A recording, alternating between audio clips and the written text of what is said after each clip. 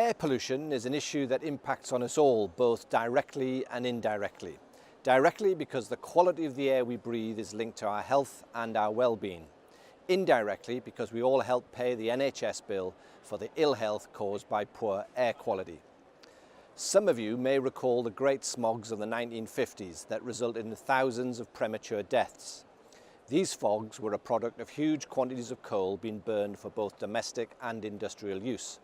Thankfully, they're a thing of the past in the UK, but not in China, India, and many countries of the global south.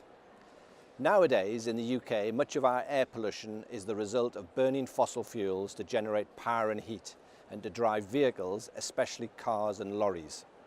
Air pollution is linked to heart disease, lung cancer, worsening asthma, and poor lung development in children, and leads to the premature deaths of around 40,000 people every year in the UK. In Newcastle, my home city in the northeast of England, we do have an issue with air pollution, with particular problems between the Tyne Bridge and the Swan House roundabout, on parts of the West Road and on the Great North Road in Gosforth. We all have a role to play in tackling air pollution. Changing our travel behaviour is one way, reducing car journeys by walking, cycling and using public transport. And if you have to use your car in the city, then try and avoid peak hours. We can also tackle air pollution by making our city centre buildings out of wood rather than concrete and steel. Concrete and steel are heavy to transport, involving larger numbers of lorries that in turn generate exhaust fumes, and the tiny particles of rubber off their tyres contribute to poor air quality.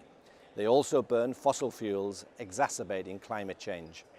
As wooden buildings can be 5 times lighter than those made of steel and concrete, lorry deliveries to the construction sites where wood is the principal building material can be reduced by 80% because wood is lighter and needs fewer lorries to move it.